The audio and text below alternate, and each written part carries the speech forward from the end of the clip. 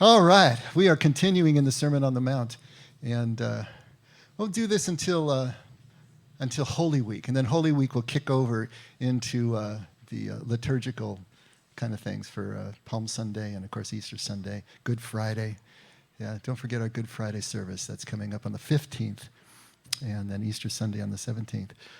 But getting back to the Sermon on the Mount, we're in chapter 7. Sermon on the Mount, for those of you who are just joining us, is Matthew 5, 6, and 7. And it is a concentration of all of Jesus' teaching. Most likely he didn't have an actual sermon where he said this just verbatim as it's written in the Gospel of Matthew. But that Matthew compiled all this from all of his teachings. And it was used, most scholars believe, as an early catechism for the church. And because it contained all the parts. Everything that you need to know about Jesus' teaching is here in these 3 chapters.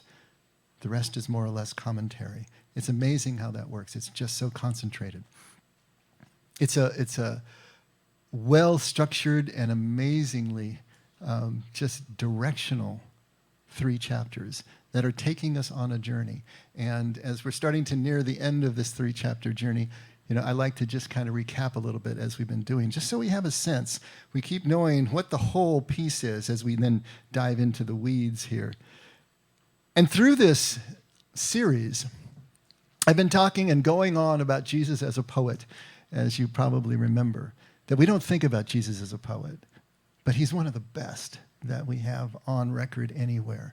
Amazing poet, amazing command of stories and images, figures of speech, metaphor. He's a beautiful poet. And he's a poet for a reason, because the things of the Spirit can't be talked about rationally. You can't just put a tag on them, create edges around them without changing them into something else. And so he realizes that this kind of language is the only language that can point toward the truth, evoke the emotions in us, evoke the feeling of the experience in us, and point us in a direction without limiting what that experience is.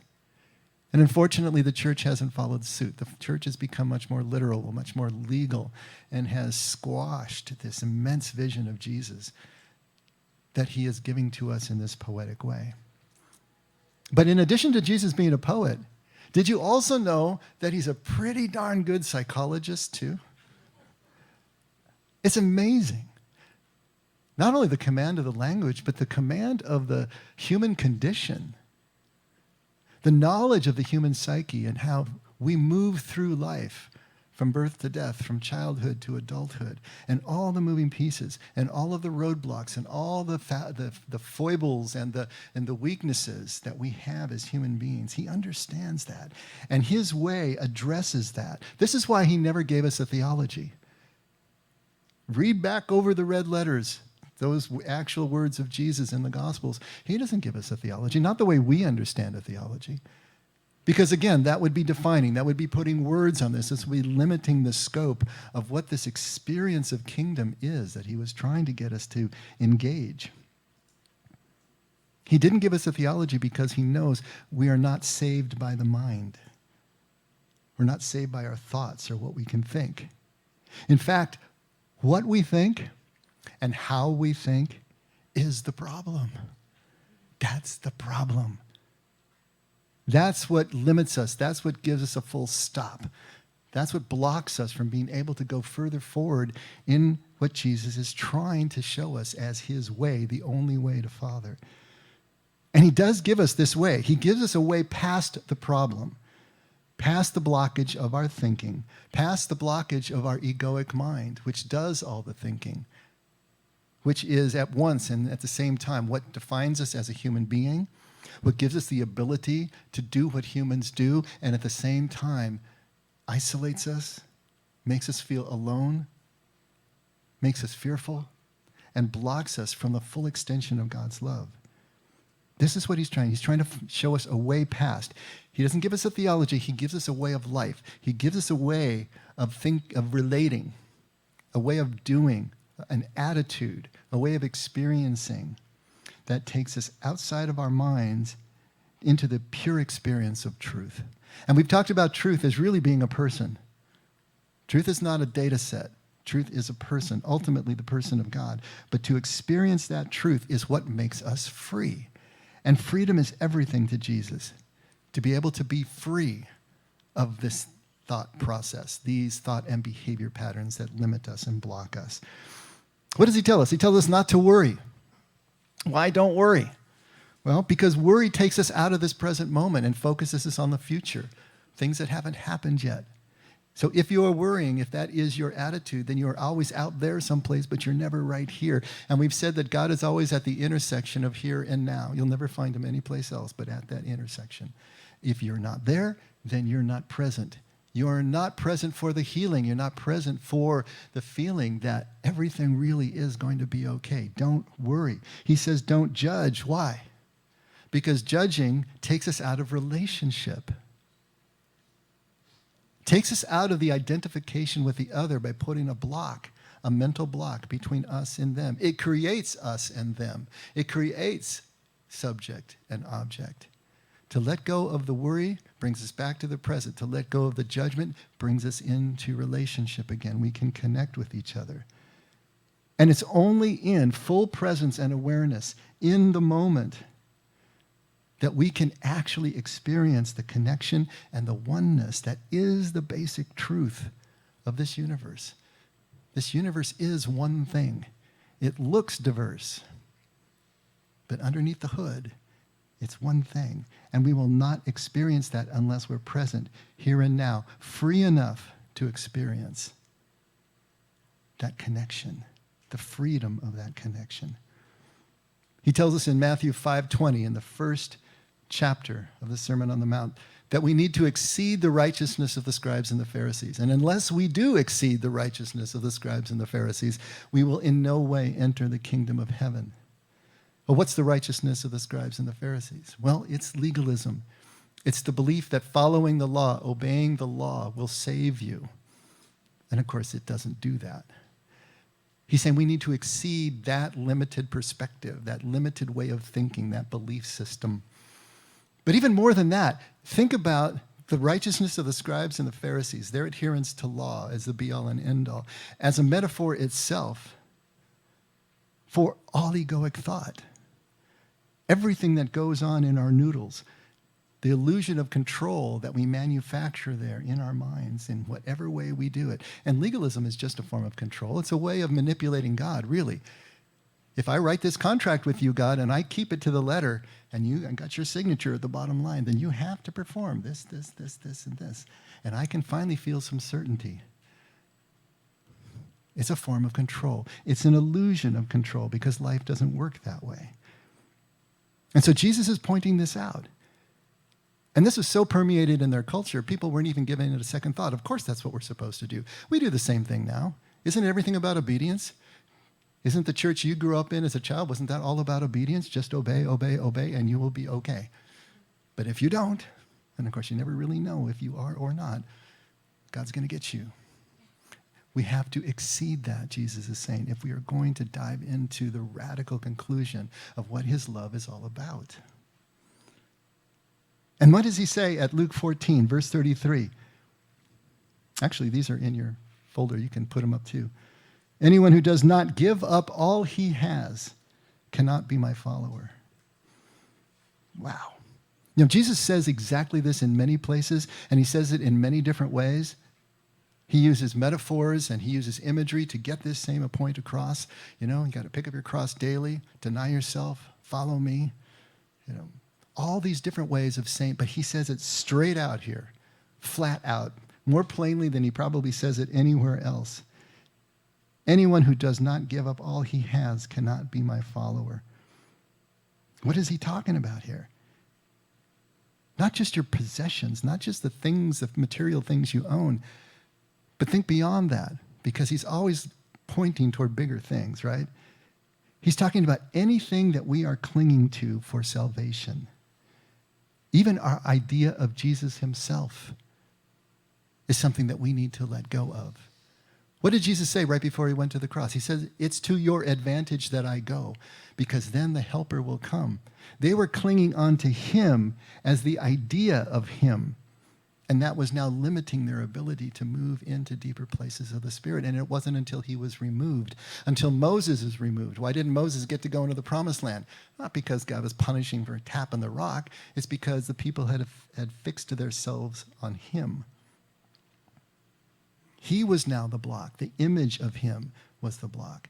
When that's removed, now the people can move into a deeper place. He is saying, unless we give up everything that we are clinging to, that we think is our salvation, our survival, our security, then we cannot follow him because we are still attempting to control life ourselves in our own power. And it is a blockage to becoming free, as Jesus is trying to get us to understand freedom. So throughout the Sermon on the Mount, he's pointing these things out, but we have to look beneath the veneer to find them.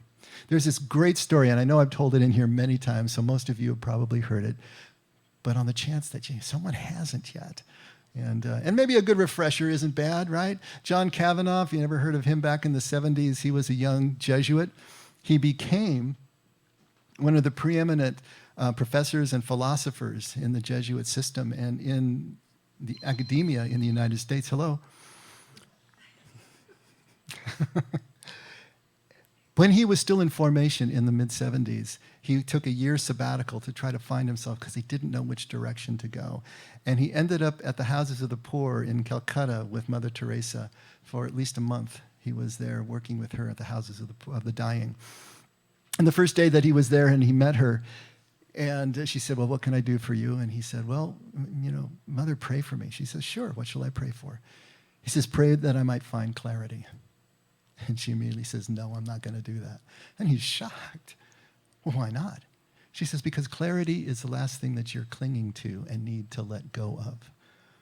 Yeah, but Mother, you seem to have such clarity all the time. Look what you're doing. A little 4 foot nothing turning the world on its head, right?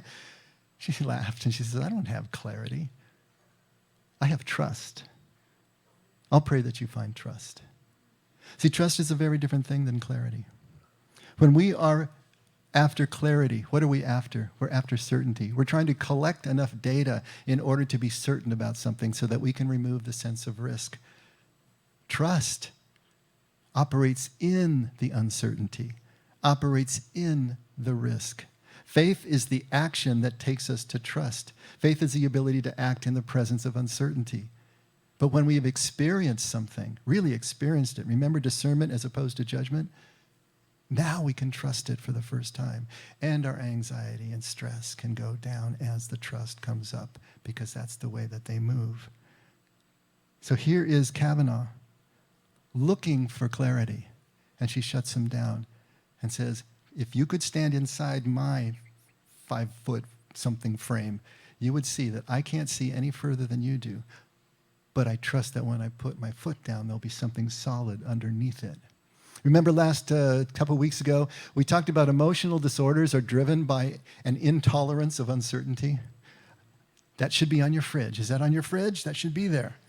Your emotional disorders, your stress, your anxiety, your depression, whatever it happens to be, frustration, anger, driven by an intolerance of uncertainty, which typically drives us in two directions: to collect more and more data until we can finally find that pot of gold at the end of the rainbow that we call certainty, or to pretend that the answers are already, the questions are already answered in advance, which is what religious people like to do. It's just in the Bible, therefore I believe it. It's the church that says so. The dogma of the church says so. So it's a settled question. I don't need to answer it anymore. But down deep, we still know that something is not right. Down deep, we know that we're still scared, and we don't know why. Because supposedly we've got these things worked out. This is the illusion of control. This is the egoic process that Jesus is trying to get us to move past so that we can actually be free, but free in a way that we don't expect.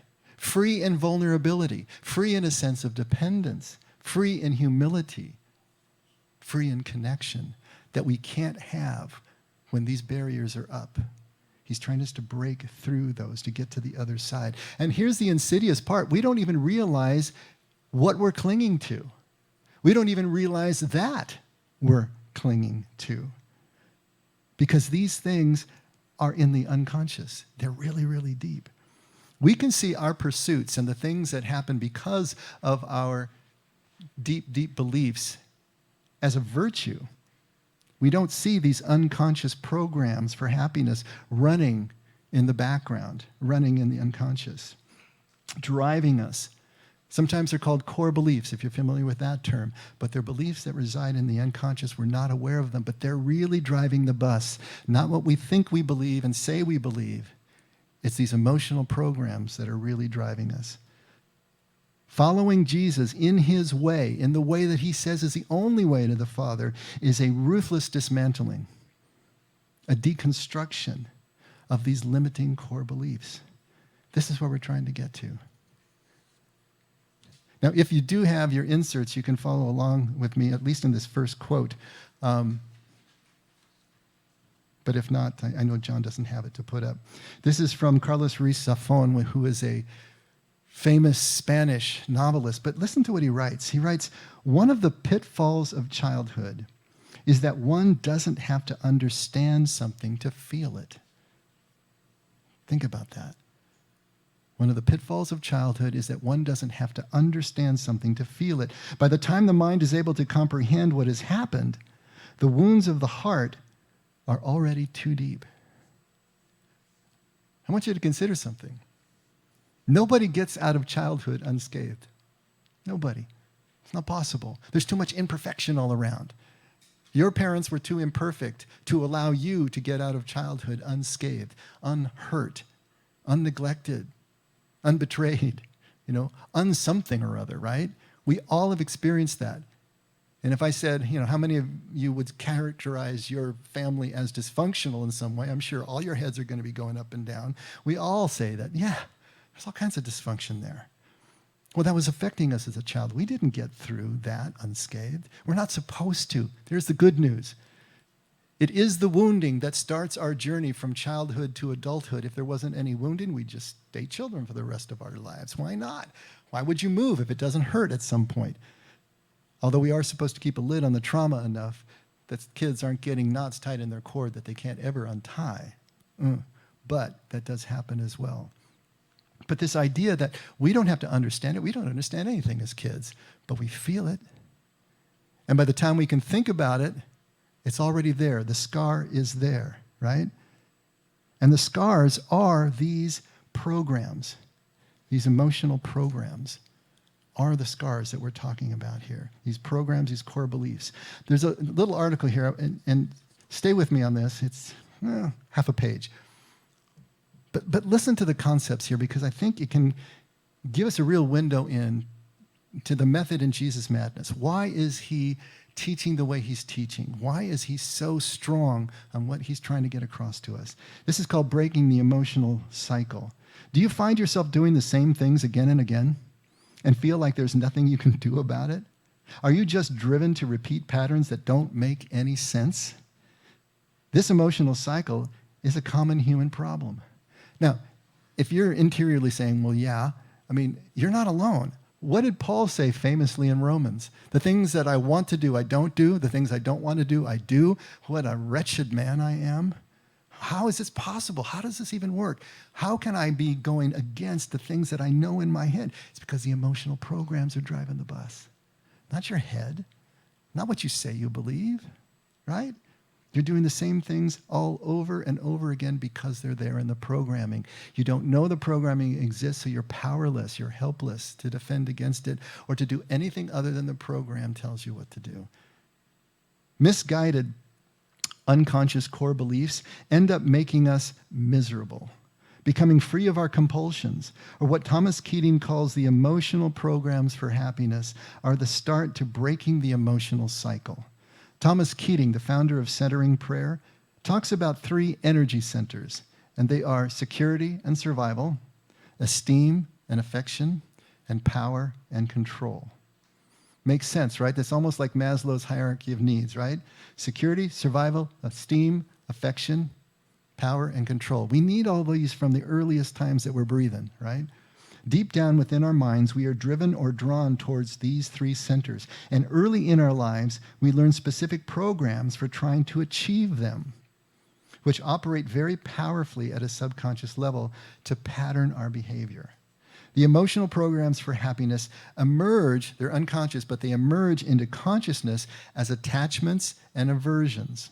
The things that we move toward and the things that we move away from. The things that make us comfortable or uncomfortable. Attachments and aversions are not rational. They are driven by the emotional programs for happiness, which in turn are shaped by childhood experience. So we are caught in the irrational, incomplete understanding of a child in what we prefer and what we avoid. This is as adults. Preferring some things, avoiding others, this creates in turn hidden agendas, which, because they're irrational, we tend not to admit to them. We like to depict our behavior as reasonable, principled, unselfish, even altruistic, and we get so good at doing so that we even believe it ourselves a lot of the time. We make after-the-fact justifications for our behavior which fit in with the values that we hold as adults, even while the emotional programs of our childhood are actually what are driving us. Hidden agendas, in turn, lead inevitably to triggering events. Since everyone is running around with their own programs for happiness, and a few of them mesh neatly with mine, I will always find things that other people do that trigger off my attachments and aversions, that push my buttons. Either their hidden agenda is the same as mine, and we're in competition, or it's opposite to mine, and we're in direct conflict. What this creates is the experience of frustration. I want to fulfill my emotional program for happiness. I want to move towards my attachments and away from my aversions. But someone or something is not letting me. I have powerful internal forces trying to move me in a certain direction, and I can't go in that direction. And all of this is driven by an intolerance of uncertainty, isn't it? It's that unknown. It's what we fear. That's why we need security, survival, esteem, affection, power, and control. We need those things to overcome the fear of the uncertain, our intolerance for it. So these basic needs that we have in those three energy centers lead to these emotional programs, these attitudes and these beliefs that we cultivate as children before we're even aware we're doing it. And then those come up into our consciousness as our attachments and aversions, the things that we actually are going after and trying to avoid. What we cling to and what we cling to not clinging to. You get that? We're still clinging to something. Either we're clinging positively or we're clinging negatively. We're clinging to it or we're clinging to not cling to it. But we're still holding on to that belief system. We're still holding on to those aversions and those attachments because the programs are still in place. These things that we believe that will either provide or block those three energy centers are what we're clinging to and holding on to. Programs, attachments, aversions, they all enslave us with obsessive, compulsive thought and behavior patterns. This is what we're acting out. You want to look at dysfunction? That's where it comes from. Think of the dysfunction of your families. Think of the dysfunction of your household now.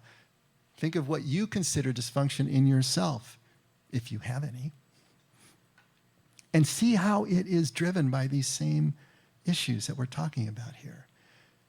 Obsessively and compulsively, we are going after the things and holding on to the things we think we need, pushing away the things that we don't.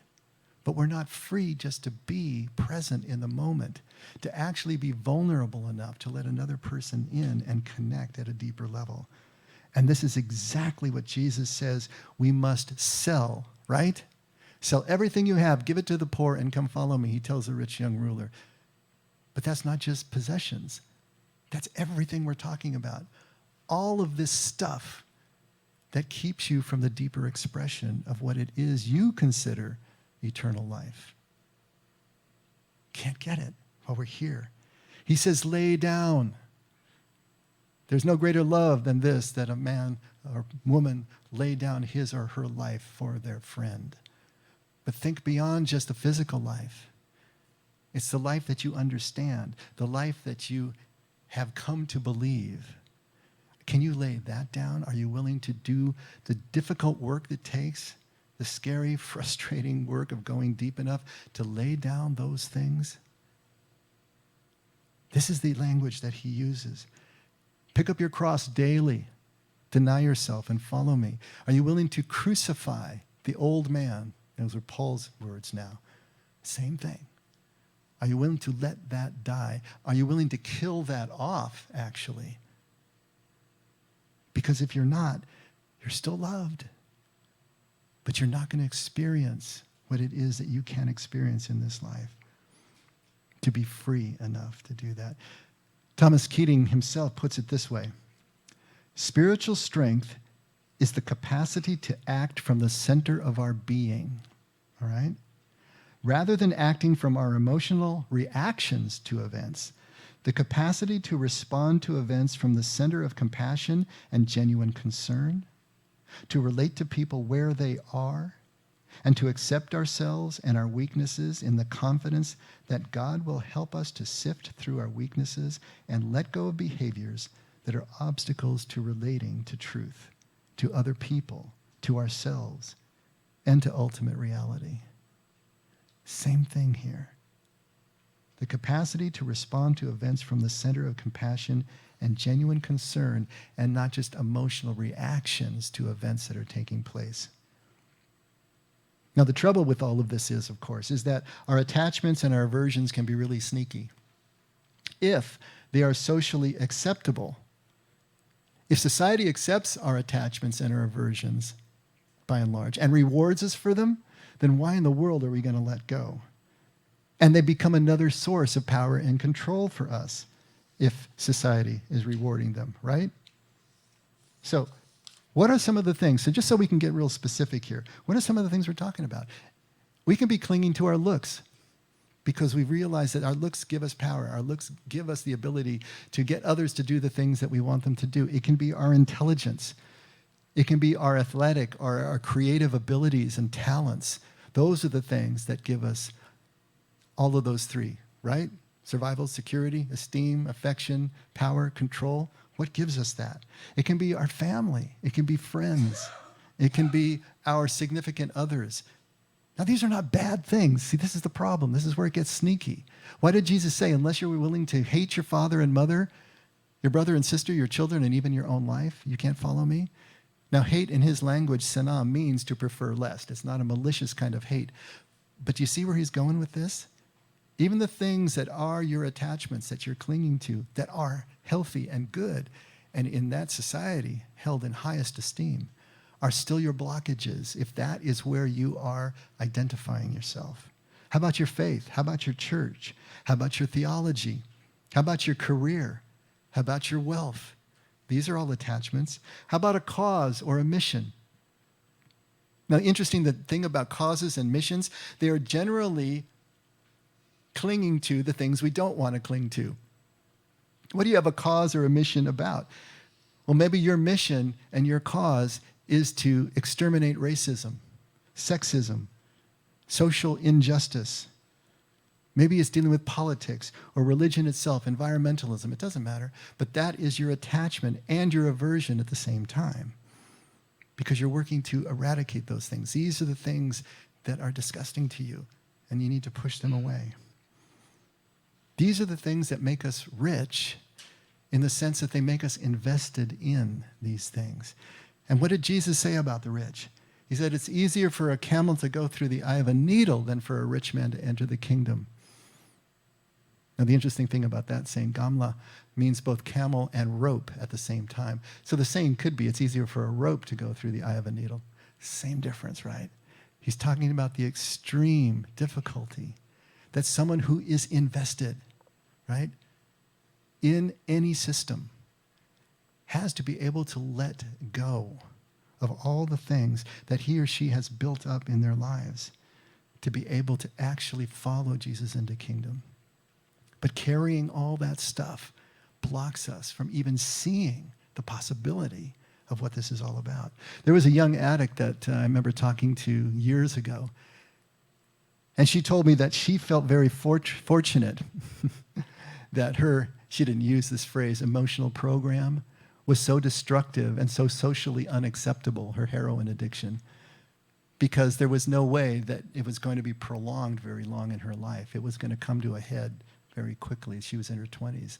She felt fortunate that her attachment was not socially acceptable and was destructive because it brought her to the brink sooner, brought her to the place where she was finally asking the right questions in life. For those of us not so fortunate, where the things that we are attached to are socially acceptable and needed in life, we can go decades, we can go the rest of our lives without ever being pushed to the precipice in our own minds. What does Jesus see us as clinging to? Well, Matthew 5, we talked about, was all about a redefinition of the law. He sees us as clinging to law. He sees us as clinging to obedience as a way to control the outcome. And he says that's something we need to let go of. In Matthew 6, he's talking about righteousness. Remember, they defined righteousness as giving tithes, alms, prayer, fasting. That was the way that the ancient Jews measured their righteousness. And he's saying you need to give that up as well as your idea of how your religious or your ethical codes are now your form of control in your egoic mind. We already talked about that. He said, don't worry. But he specifically says, don't worry about your clothing. Don't worry about your food. Don't worry about your status. People who don't know our God chase after these things, but you can come back in. Let go of those attachments. Find the deeper place. Put your treasure in heaven and not on earth, he said. He talked about judgment. That's where our self-righteousness can become our attachment and the thing that we're using to control outcomes. And so Jesus is pointing all these things out just in the Sermon on the Mount.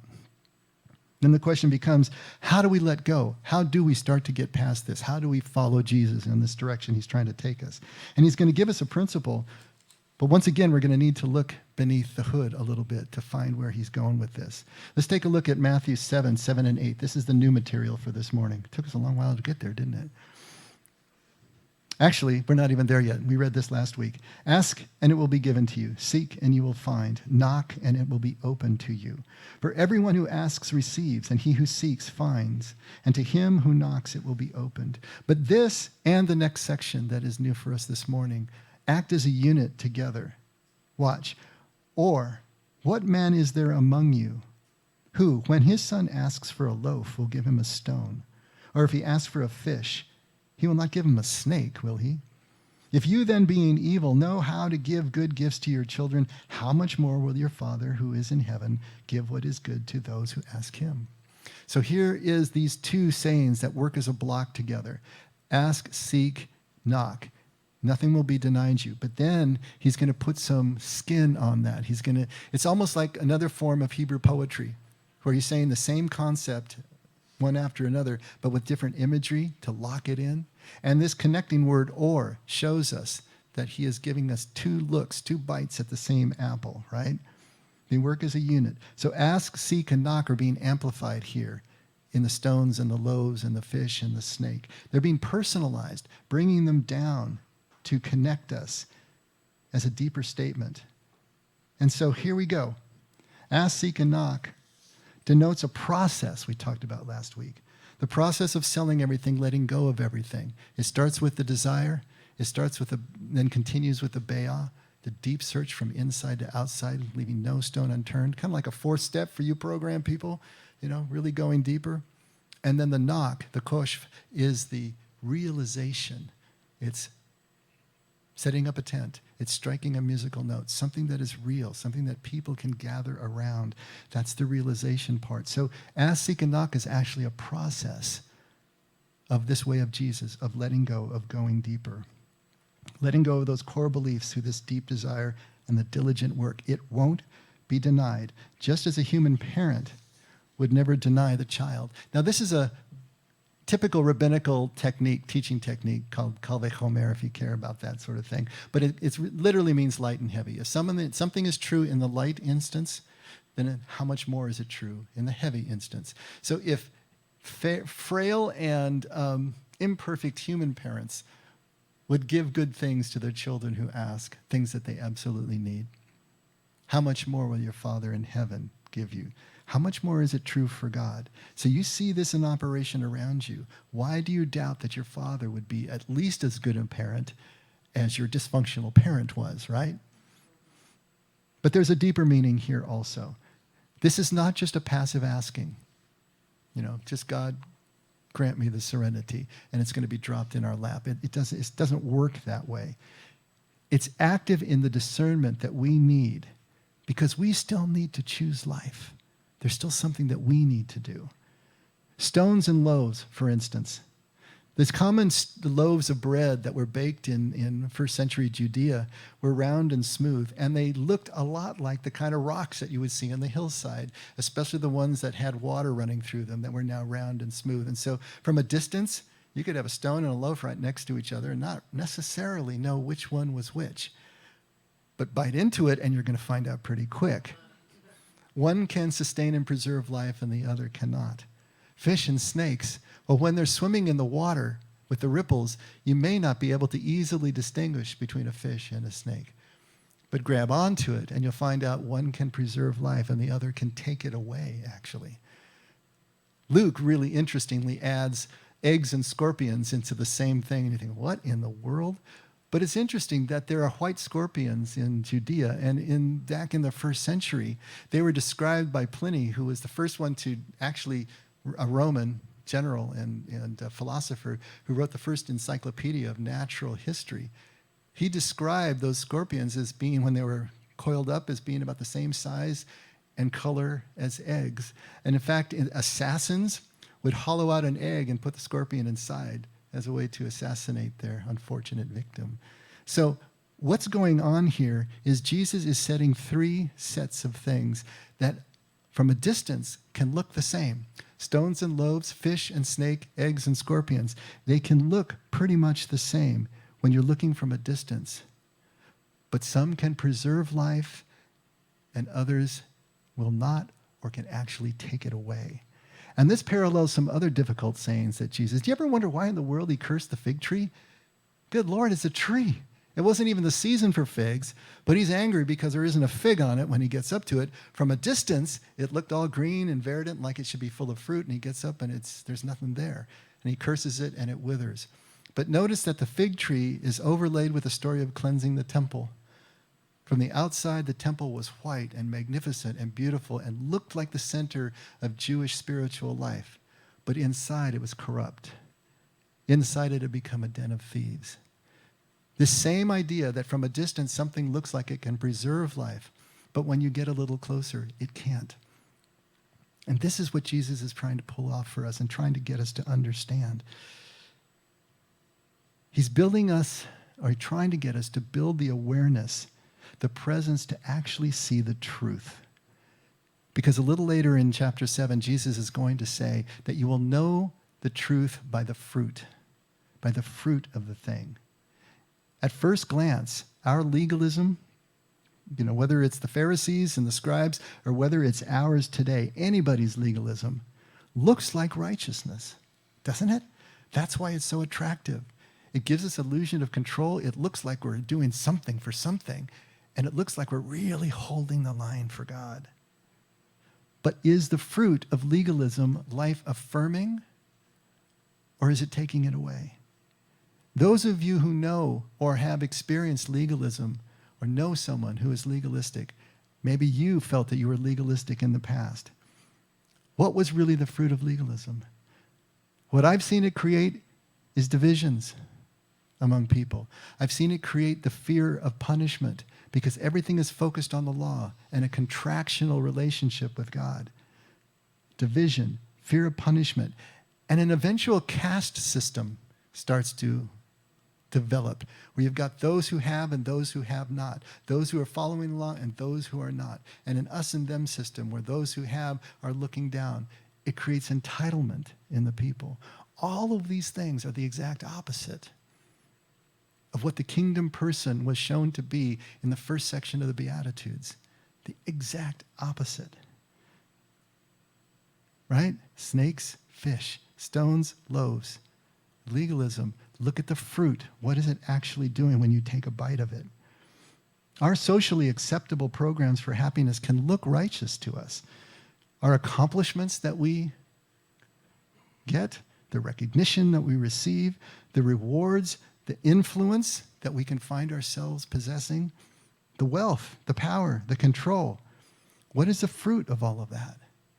For most of us who are focused on those things, not that they're bad, but when we're focused on those things, what I'm hearing, the fruit is stress, anxiety, depression, paranoia. You got something and now you got to put bars on your windows to hang on to it, right? Bunker mentality. And entitlement again. We need to be able to discern what is the fruit of this thing that we're after. I don't know if I have this note here. Years ago, a lawyer said to me, I know at death, I won't wish I had taken one more case.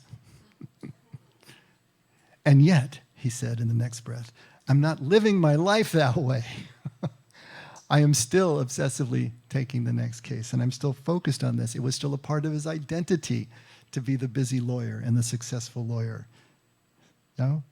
He knows this, but he's not acting on it. He was not yet ready, like the rich young ruler, to sell that emotional program for happiness and lay down and move into something deeper, even though his mind was telling him something different. And the truth is, we don't need to stop these activities. We can't stop these activities. This is your livelihood we're talking about here. You got businesses to run. You've got the things that you're doing in your life. We need to keep doing those things and be responsible and take care of the dependence that we have. But at the same time, can we stop relying on them as the be-all and end-all of our identity, meaning, and purpose? Can we stop believing that they are our salvation? And we can say, well, yes, I don't believe that like that lawyer, but what is the action? What is the fruit? Where are the emotional disorders in your life that belie the fact that you actually have laid these things down? What they are, everything that we do in life, are temporary tools that we use while we're breathing here. And we won't be using them anymore when we stop breathing. They won't follow us wherever we're going. They're temporary tools that we use as humans, but they're not who we are. And they don't point us to ultimate meaning. This is where Richard Rohr's wonderful line, the task within the task, comes in.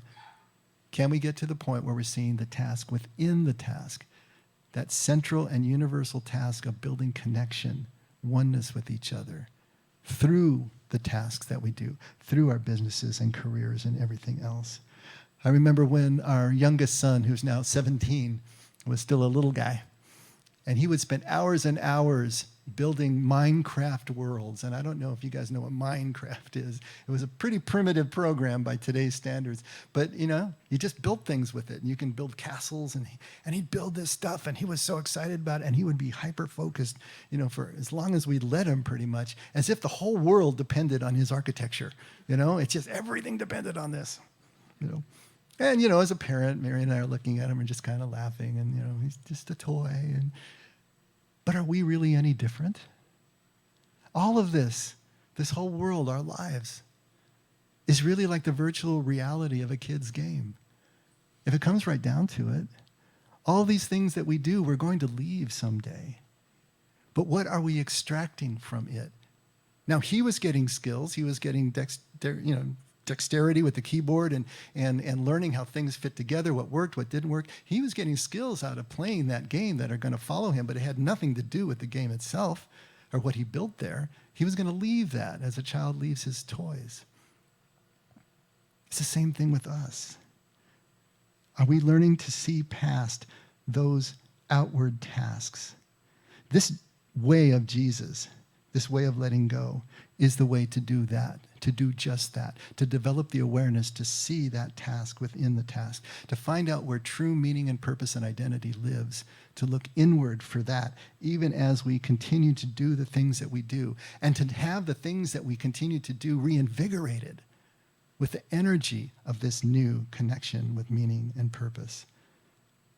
And at this point, if we just reread Keating really fast, and see if it makes any more sense, that spiritual strength is the capacity to act from the center of our being, rather than acting from our emotional reactions to events. the capacity to respond to events from the center of compassion and genuine concern, to relate to people where they are, and to accept ourselves and our weaknesses in the confidence that God will help us to sift through our weaknesses and let go of behaviors that are obstacles to relating to truth, obstacles to relating to other people, ourselves, and ultimate reality. That's it. And it only happens when we're completely free in the moment, free to be fearlessly vulnerable, and vulnerable enough to be fully present, to see what really gives life and what takes it away, and always to choose life. Let's pray.